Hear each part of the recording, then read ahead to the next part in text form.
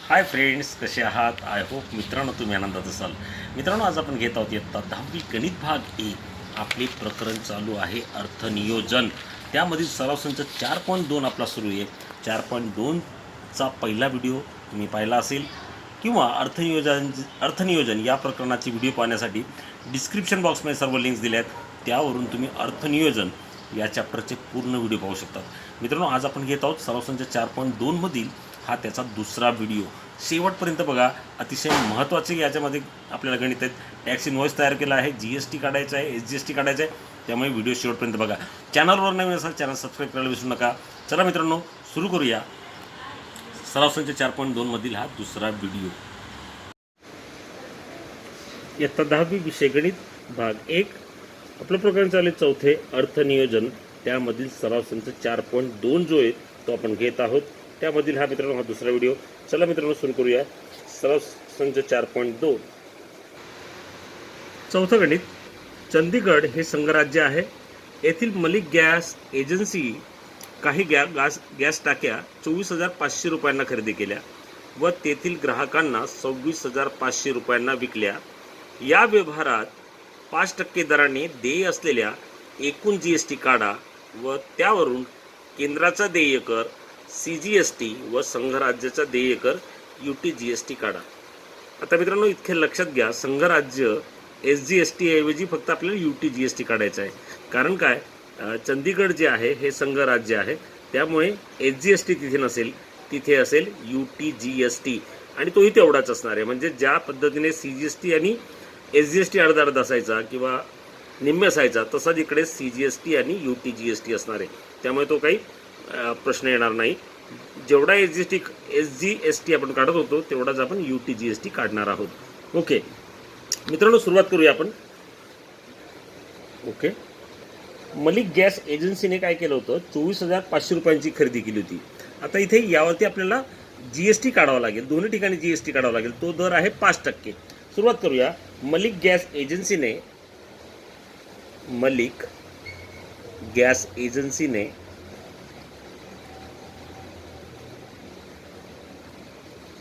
24,500 रुपयांची खरेदी केली, नाही का, यांची खरेदी केली. ओके, आता मित्रांनो, यावर त्यांनी 5% GST भरलेला आहे, नाही का. त्यावर 5% GST लक्षात घ्या. त्यामुळे आपण इनपुट टॅक्स जो आहे तो आपल्याला काढावा लागणार आहे, नाही का. मलिक गॅस एजन्सीचा हा जो 5% GST भरला आहे त्यांनी, त्यावर तो त्याचा इनपुट टॅक्स असणार आहे. लिहूया मग. मलिक गॅस एजन्सीचा इनपुट टॅक्स. मित्रांनो, इनपुट टॅक्स आपल्याला दिला नाही, तो काढावा लागणार आहे. तो आहे 24,500 रुपयावरती 5%. तो कसा काढणार आपण? 24,500 वर 5% म्हणजे 5/100. आणि मित्रांनो, हे 2 शून्य गेले, हे 2 शून्य गेले, म्हणजे 245 गुणिले 5. 245 गुणिले 5, 5 5 25, हच्चाला 2, 5 20 आणि 2 22, हच्चाला पुन्हा 2, 5 दुने 10 आणि 2 12, म्हणजे रुपये 1225 हा त्यांचा आहे इनपुट टॅक्स. आणि मित्रांनो, यालाच तर आपण ITC असे म्हणतो, नाही का. मग लिहूया. मलिक गॅस एजन्सीचे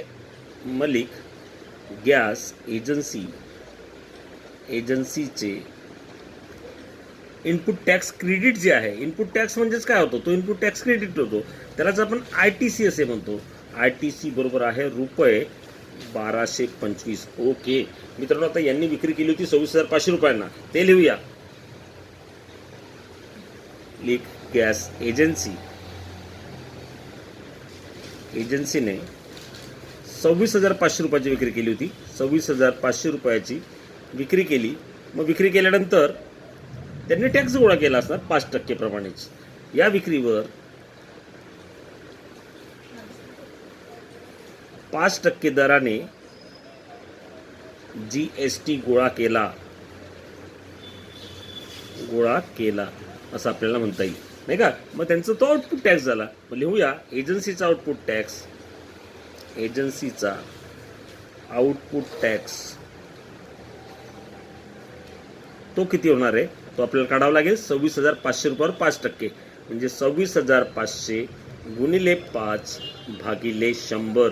पुन्हा मित्र 0 गेले, इथे पुन्हा येतात 265 गुणिले 5, म्हणजे येथील याचा गुणाकार केला तर 25 च्याला ऊन इथे 2 पुन्हा 10 13, ओके 1,325 रुपयाला. मग मित्रांनो आपल्याला देय कर काढायचा आहे, GST काढायचा आहे. म्हणजेच काय करणार, जो आउटपुट टॅक्स आहे त्याच्यामध्ये इनपुट टॅक्स क्रेडिट वजा होणार. 1,325 मधून 1,225 होतील वजा. लिहूया, यावरून एजन्सीचा देय कर काढूया. यावरून एजन्सीचा किंवा मलिक गॅस एजन्सी जी असेल ती एजन्सीचा देय कर काढूया.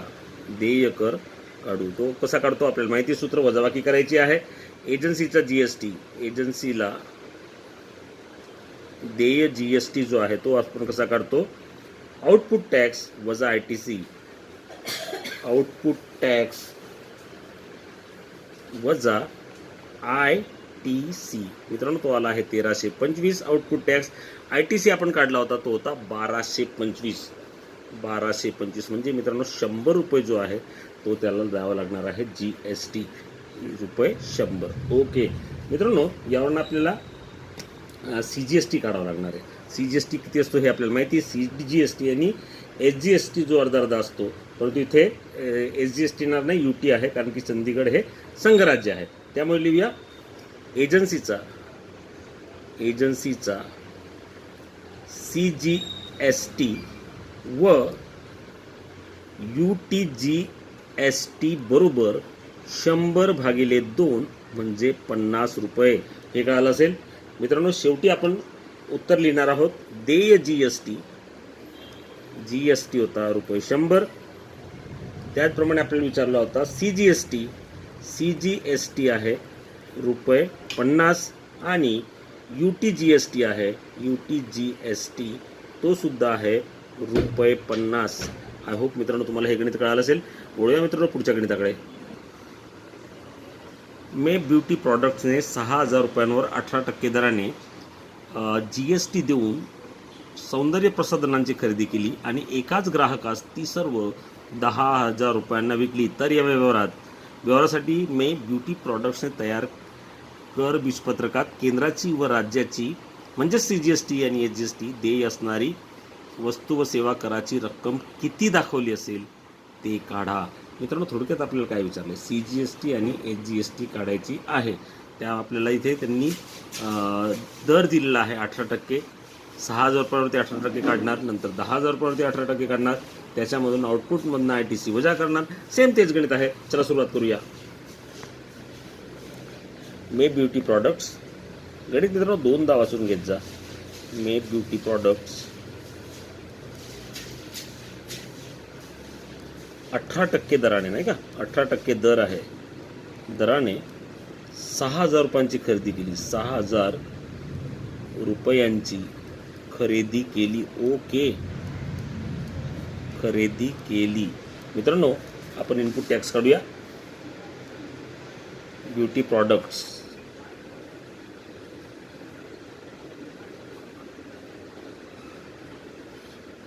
चा इनपुट टॅक्स तो काढणार आपण मित्रांनो. जी खरेदी केली आहे 6,000 त्याच्यावर 18% म्हणजे 6,000 गुणिले 18 भागिले 100. मित्रांनो 1 2 शून्य गेले, इकडे पुन्हा 2 शून्य गेले, आले 60 गुणिले 18. त्यामुळे मित्रांनो तो 1800 आणि 18चा कष्ट असेल 108. म्हणजेच किंमत झाली ती रुपये 1,080. हा मित्रांनो त्याचा आहे इनपुट टॅक्स. यालाच आपण ITC असे म्हणतो, की जो आउटपुट टॅक्समध्ये आपण वजा करतो. लिहूया मे ब्युटी प्रॉडक्ट्सने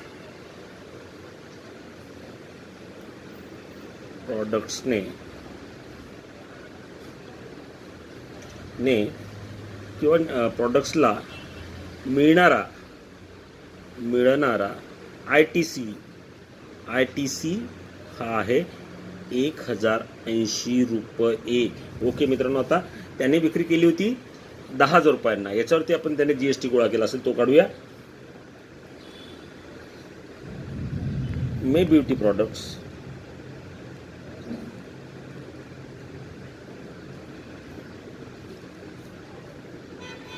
10,000 रुपयांची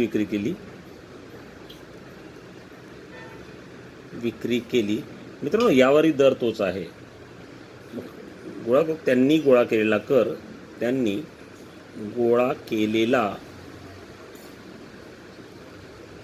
कर तो आपण काढूया. 10,000 गुणिले 18 भागिले 100, पुन्हा हे 2 शून्य गेले, 100 गुणिले 18 म्हणजे मित्रांनो होतील 1,800 रुपये. ओके मित्रांनो, हा त्यांचा झाला आहे आउटपुट टॅक्स, यालाच आपण काय म्हणतो आउटपुट टॅक्स. आणि आता आपण त्यांना देय असणारा GST जो आहे तो आपल्याला काढायचा आहे. मे ब्युटी प्रॉडक्ट्स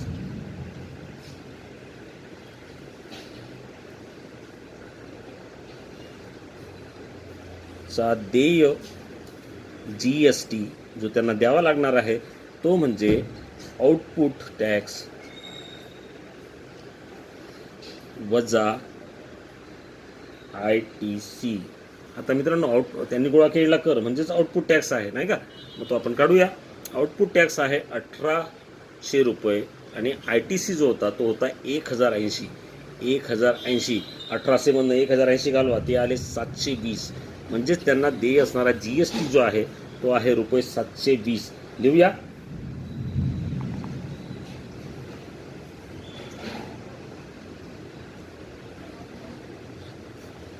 देय कर GST बरोबर आहे 720. आपल्याला CGST व HGST काढायचा आहे.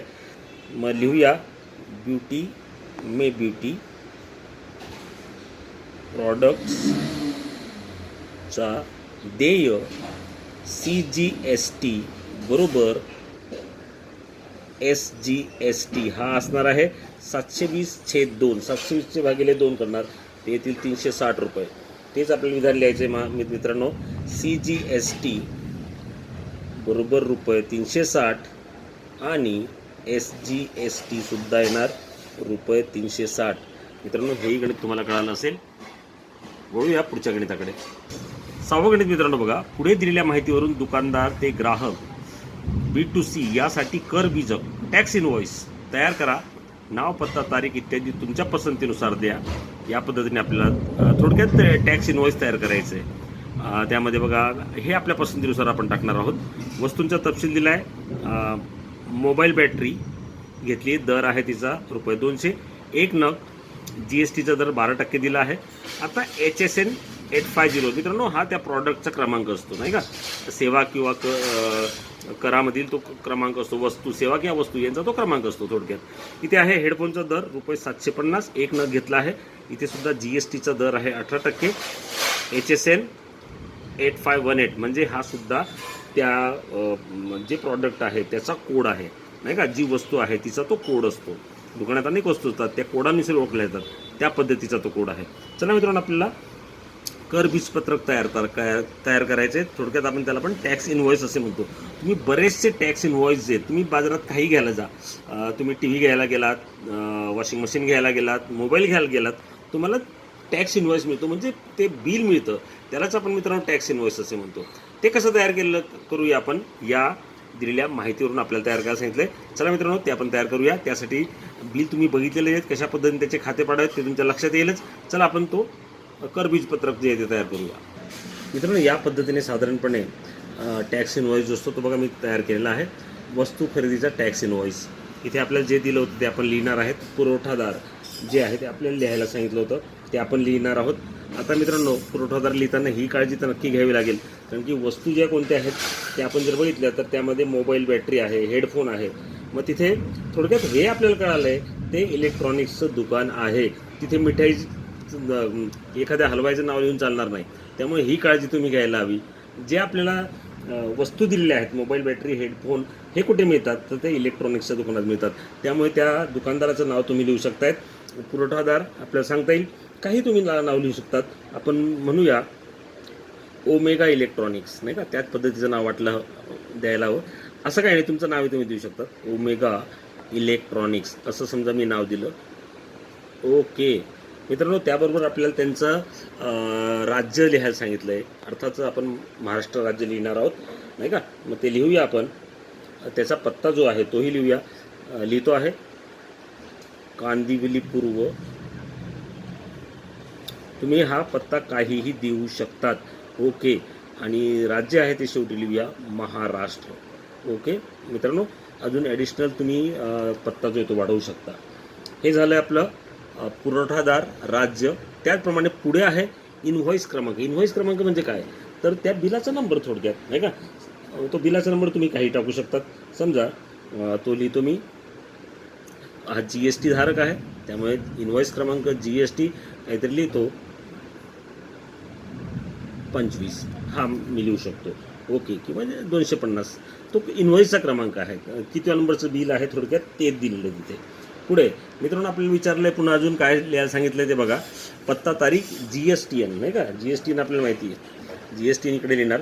हा 15 अक्षरी असतो आणि यामध्ये त्याचा पॅन नंबर जो आहे तो समाविष्ट असतो. त्यामुळे GSTN लिहिताना तुम्ही 15 अक्षर येतील ही काळजी घ्या. अंकाक्षर आणि पहिला मात्र महाराष्ट्राचा 27 आहे त्यामुळे तुम्हाला सांगितलं होतं आधीच्या व्हिडिओमध्ये हा 27 लिहायचा.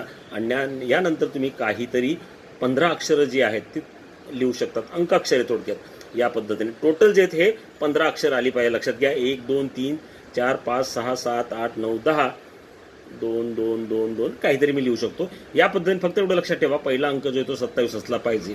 हा त्याचा तो GST नंबर जो कायम बदलणारा नसतो कायमस्वरूपी असतो तो असतो ओके. दिनांक तुम्ही टाकू शकताय. दिनांक मी टाकतो आहे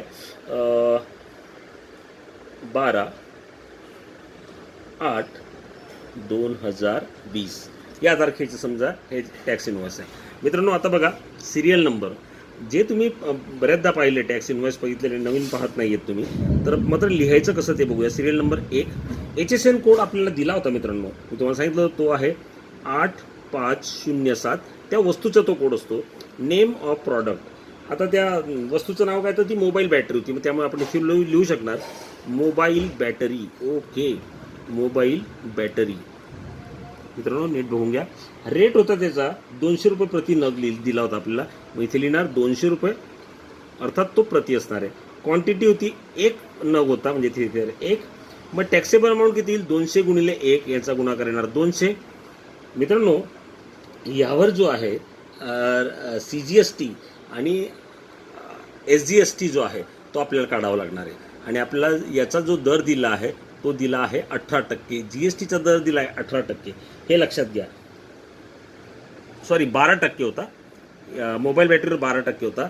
मग तो मोबाईल बॅटरीवर 12% जर GST असेल तर 6% जो आहे तो काय येणार CGST येणार आहे आणि 6% येणार आहे SGST. बघा मित्रांनो GST आपल्याला 12% दिला आहे मोबाईल बॅटरीवर त्यामुळे CGST येईल 6% आणि SGST सुद्धा येईल 6%. हे लक्षात घ्या ओके. मग मित्रांनो 200 रुपयावर 6% नाही का. 100 रुपयाला 6 म्हणजे 200 रुपयाला 12 झाले. इथे सुद्धा येणार 12 म्हणजे 12 रुपये CGST आणि 12 रुपये SGST. आता मित्रांनो इथे टोटल येणार आहे. टोटल अमाऊंट किती 200 रुपयाची तर मोबाईल बॅटरी झाली त्यावरती 12 रुपये जे आहे CGST आणि 12 रुपये SGST म्हणजे 200 अधिक 12 अधिक 12 म्हणजे 224 रुपये ही झाली टोटल. दुसरं प्रॉडक्ट होतं आपलं तिथे देणार 2. कोड होता त्याचा 8518 आणि ते होता हेडफोन ओके. मित्रांनो त्याची जी किंमत होती प्रति नग ती होती 750. क्वांटिटी किती घेतल्या होत्या तर 1 घेतली होती. 750ला 1 आहे म्हणजे इथे सुद्धा 750च येणार. याच्यावरचा जर तुम्ही GST बघितला तर मित्रांनो गणितात तो 18% दिला आहे. 18% GST याचा अर्थ काय CGST 9 असणार आहे SGST 9 असणार आहे म्हणजे इथे येणार 9% CGST आणि 9% SGST. मित्रांनो 9% म्हणजे काय 100ला 9 रुपये तर 750ला किती हे आपल्याला काढावं लागेल. तर ते आपल्याला सहज काढता येईल. 750 गुणिले 9 भागिले 100. मित्रांनो हे कसं काढणार हे दाखवतो बघा. हे तुम्हाला काढता येतच आहे. 750 गुणिले 9 भागिले 100 अशा पद्धतीने आपल्याला काढता येईल. 0 0 गेला. 75 गुणिले 9 आपण करतोय. 9 5 45 4 हच्चाला 7 9 63 64 65 67 68 या पद्धतीने आले. 68.5 67.5 छेद 10 म्हणजेच काय 675 छेद 10 म्हणजेच काय मित्रांनो 67.5. याचं उत्तर जे आहे ते आले 67.5. ते आपण इथे लिहूया 67.5 म्हणजे मित्रांनो 67.50 पैसे, 67 रुपये 50 पैसे. इथे सुद्धा येणार 67 रुपये 50 पैसे. या सर्वांची बेरीज करूया. 750 अधिक 67.50 अधिक 67.50 ते होतील 885 रुपये. आता मित्रांनो सर्व टोटल जिथे एकत्र करणार आहोत आपण ती बघा, ती टोटल करतोय मी पूर्ण. इथे येणार 224 अधिक 885 म्हणजे आले 1109 रुपये. ओके. टॅक्स जर आपण काढला तर तो टॅक्स किती होतो? 67.50 म्हणजे 67.50 पैसे अधिक 12 SGST तो आपल्याला बघा या पद्धतीने मिळेल. तो आहे 79.50 आणि इकडे सुद्धा आपल्याला तो देता येईल, लिहिता येईल 79.50. या पद्धतीने मित्रांनो हे जे आहे B2C म्हणजे बिझनेस टू कंझ्युमर त्यासाठीचं हे बीजपत्रक. पुन्हा एकदा बघा आणि अशी बीजपत्रकं तुम्हाला तयार करावी लागतील. अतिशय सोपी आहे, तुमच्या नेहमीच्या पाहण्यातली आहेत. तुमच्या घरात जे एखादं बिल असेल तर तुम्ही ऑब्झर्व करा, याच पद्धतीने चौकट इकडे तिकडे असतील परंतु मांडणी जी आहे ती तीच असेल. तिथे इनवॉइस क्रमांक असेल, GSTN असेल जो की हा 15 अक्षरी अंकाक्षरी आहे ते तुमच्या लक्षात येईल आणि अशा पद्धतीने GST किंवा CGST SGST काढलेला असेल. आय होप मित्रांनो तुम्हाला हे कळालं असेल. वळूया पुढच्या गणिताकडे. मित्रांनो 7वं गणित बघूया. पुढे दिलेल्या माहितीवरून एका व्यापाराचे दुसऱ्या व्यापारासाठी म्हणजे B2B टॅक्स इनवॉइस तयार करा. नाव, पत्ता, तारीख इत्यादी तुमच्या पसंतीनुसार घ्या. पुरवठादार नाव, पत्ता, राज्य, GSTN, बिल क्रमांक, तारीख. प्राप्तकर्ता नाव, पत्ता, राज्य, GSTN. वस्तूचा तपशील आहे पेन्सिल बॉक्स 100 रुपये. त्याचा कोड दिला आहे HSN 3924. दर आहे 20 रुपये आणि GST आहे 12%. जिगजॉ पजल्स खेळणं थोडक्यात नाही का, पजल्स HSN 9503. दर आहे रुपये 100. GST आहे सेम 12. आता मित्रांनो मागच्या गणितात या गणितात फरक काय आहे? इथे बघा B2B टॅक्स आहे, मागच्या गणित होतात B2C बिझनेस टू कंझ्युमर आणि इथे आहे बिझनेस टू बिझनेस. म्हणजे मित्रांनो इथे दोन्ही व्यापारी आहेत लक्षात ठेवा नाही का. त्यामुळे दोन्ही व्यापाऱ्यांचा आपल्याला जो आहे तो पत्ता किंवा त्याचं नाव जे ते लिहावं लागेल. कंझ्युमरचं नाव आपण लिहिलं नव्हतं मागच्या वेळेला नाही का, परंतु इथे आपल्याला दोन्ही ते लिहावे लागतील. चला मित्रांनो तयार करूया आपण टॅक्स इनव्हॉइस. टॅक्स इनव्हॉइस आता सुरुवातीला मित्रांनो तो जो बिझनेसमॅन असेल किंवा व्यापारी असेल त्याच्या दुकानाचं नाव, अर्थात ते थोडक्यात आपल्याला दिसतं आहे तो जो आहे वितरक असणार आहे नाही का, म्हणजे त्याचे एंटरप्राइजेस वगैरे या पद्धतीचं त्याचं दुकानाचं नाव असणार आहे. त्याचं नाव आपण टाकूया टॅक्स इनव्हॉइसमध्ये. सुरुवात करूया. काय टाकूया? तुम्ही तुमच्या पद्धतीने टाकू शकता आहे. समजा मी टाकतोय मेहता, तुम्ही काही टाकू शकतात. एंटरप्राइजेस,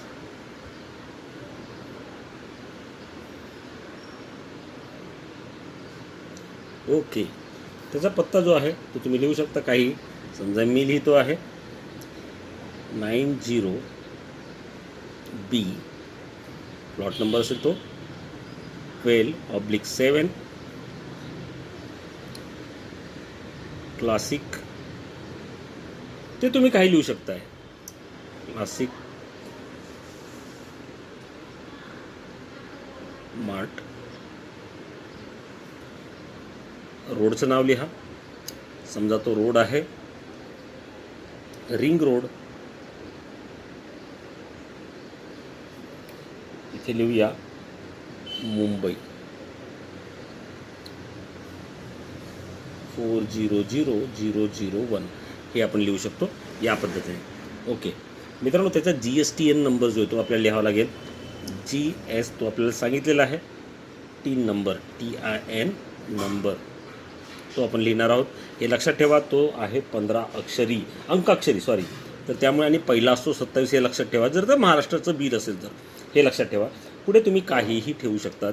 PAT2587 फक्त 15 अक्षर घ्या. 1 2 3 4 5 6 7 8 9 10 11 12 13 14 15 या पद्धतीने तो तुम्ही लिहू शकता. चला मित्रांनो आता इथे B2B आहे त्यामुळे हा दुसऱ्याला बिल देणार आहे ते. मग ते कोणासाठी आहे ते लिहूया. बिल टू, समजा एक लहान व्यापारी आहे त्याचं स्टोर्स आहे नाही का. या पेन्सिल कुठे मिळतात? स्टोर्सवरतीच मिळतात नाही का. मग त्यामुळे तो स्टोर्स लिहूया. Bill to Rajesh stores okay, हे झालं लिहून. आता तो सप्लाय कुठे केला आहे त्याने, तर ते लिहायचं असेल आपल्याला. तर आपण काय लिहिणार, तर प्लेस कुठे सप्लाय करतो आहे तो,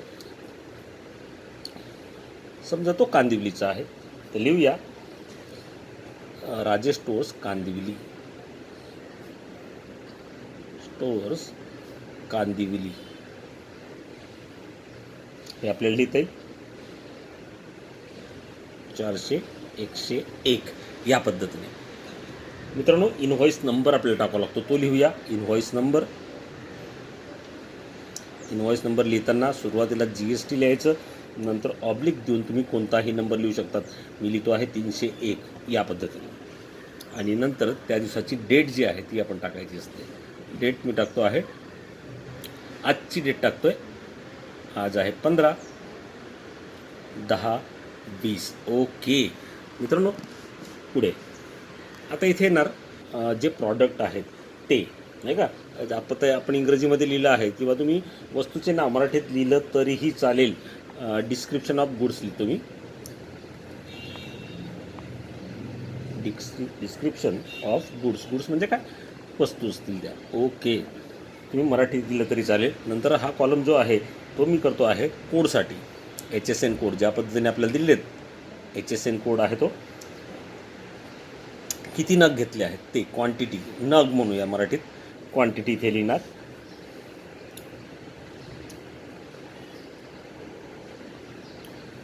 युनिट्स,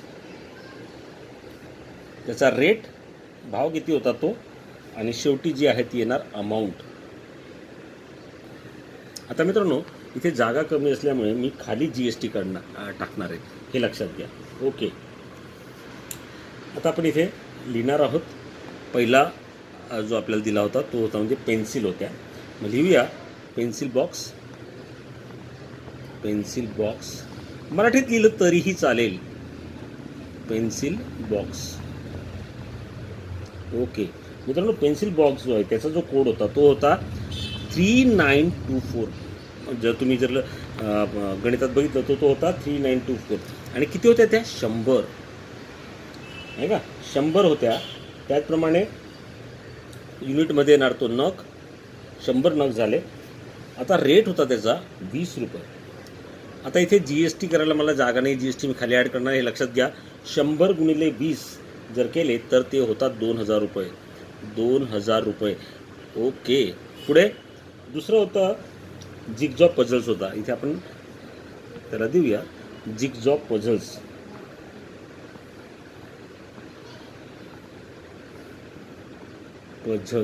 मराठीत पण लिहितोय जिगसॉ पझल्स.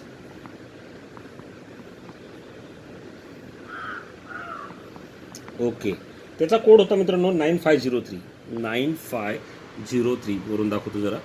ओके, क्वांटिटी होत्या त्या 50 नग होते, ते 50 युनिट्स म्हणजे नग आपण इथे लिहिणार. त्याची जी किंमत होती ती होती 100 रुपये. ओके मित्रांनो, 100 रुपये होते. 50 यांचा गुणाकार करणार ते येतील 5000, आले 5000 रुपये. आता फक्त यांची जी किंमत आहे ती 2000 अधिक 5000 म्हणजे ती झाली आहे 7000 रुपये. ओके, ही 7000 रुपये झाली, अर्थात ही किंमत झाली. इथे GST अजून लावलेलं नाही आहे, नाही का मित्रांनो. मग इथे आता टॅक्सेबल व्हॅल्यू आपल्याला काढावं लागणार आहे. टॅक्सेबल व्हॅल्यू आली आपली 700 रुपये. इथे क्रेश काढतो मी या पद्धतीने. ओके, याच्यावरती GST आपल्याला ॲड करायचा आहे, हे लक्षात घ्या. ही झाली टॅक्सेबल अमाऊंट. ओके मित्रांनो, पूर्ण टॅक्स इनव्हॉइस दाखवतो तुम्हाला. ओके, या पद्धतीने तुम्हाला ते लिहिता येईल. आता 7000वरती दोन्ही प्रॉडक्ट्सला जो आहे मित्रांनो तो 12% GST आहे. दोन्ही प्रॉडक्टला 12%, त्यामुळे डायरेक्ट मी 7000 काढतो. वेगवेगळ्या असतात तर आपल्याला वेगवेगळ्या काढावा लागला असता, परंतु दोन्ही प्रॉडक्टला 12% आहे, त्यामुळे डायरेक्ट 7000ला सुद्धा आपण 12%ने हे करू शकतो. मग आता इथे ॲड करतो मी, ॲड CGST. आता मित्रांनो, CGST टोटल GST 12% आहे, म्हणजे CGST येणार 6% आणि SGST हा सुद्धा येणार 6%. 12%चं मी विभाजन केलं आहे, बरोबर आहे. आता 7000 रुपयावरती 6%, ते कसं काढणार, मी बाजूला खाली काढून ठेवतोय. 7000 रुपयाला 6% म्हणजे 6/100. काय तर मित्रांनो, 1 0 गेला, 1 0 गेला, हा 0 गेला, हा 0 गेला, 6 0 0 आणि साईन 7 42, 420 रुपये. ओके, मग ते आपण इथे लिहूया. CGST जो आहे तो 420 रुपये आणि SGST सुद्धा आहे 420 रुपये. आता या सर्वांची बेरीज करायची, तो येईल आपलं फायनल अमाऊंट. टोटल जी असेल ती आपली फायनल असेल 0, 2 + 2 4, 4 + 4 8 आणि हा 7. म्हणजेच किती मित्रांनो, 7,840 रुपये ही झाली आपली टोटल. 7,840 पुन्हा पूर्ण दाखवतोय बघा. या पद्धतीने हे बिल जे किंवा टॅक्स इनव्हॉइस जे ते तयार केलेलं आहे. आय होप मित्रांनो हे तुम्हाला कळालं असेल. आता मित्रांनो खाली B2B असल्यामुळे ते पूर्ण आपल्याला कंप्लीट करावं लागतं. त्यासाठी बघा मी कॉलमही बनवला आहे. आता इथे जो आहे, जो विक्रेता असतो म्हणजे वितरक आहे, त्याची सिग्नेचर असते. मग लिहूया फॉर, आता आपण टाकला होता मेहता एंटरप्राइजेस, मेहता एंटरप्राइजेस. तुम्ही काही टाकू शकता, जे वरती नाव टाकलं असेल तेच टाकणार आणि इथे लिहिणार ऑथोराइज सिग्नेचर. ओके मित्रांनो, ही जी अमाऊंट आहे ही वर्डमध्ये पण लिहिलेली असते बघा. 7,840 ओनली. लिहूया 7,840 ओनली. तुम्ही बिल बघितलं असेल नाही का, हे आपल्याला लिहिता येईल.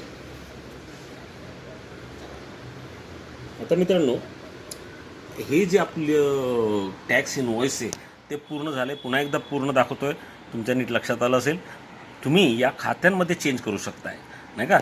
हा जो ज्याप्रमाणे आपण मागच्याकडे सोडलं होतं CGST इकडे ॲड केला होता, इकडे याच्या अभावी जागेच्या अभावी मी खाली ॲड केलं. त्याची रचना तुम्ही कधी करू शकता. मात्र एकही पॉईंट जो तुम्हाला सोडायचा नाही आहे. जे जे तुम्हाला याच्यात दिलं आहे, प्रश्नात दिलं आहे, प्रश्न दाखवतो त्यानुसार यामध्ये कुठेही कमी राहायला नको. नाव लिहायचं आहे, पत्ता, राज्य, GSTN, बिल क्रमांक, तारीख लिहायची आहे, प्राप्तकर्त्याचं नाव जे आपण लिहिलं आहे राजेश स्टोर्स, त्याचं नाव, पत्ता, राज्य. या पद्धतीने आपण त्याचा पत्तासुद्धा लिहिला होता कांदिवली. या पद्धतीने जे दिलं आहे ते सोडायचं नाही.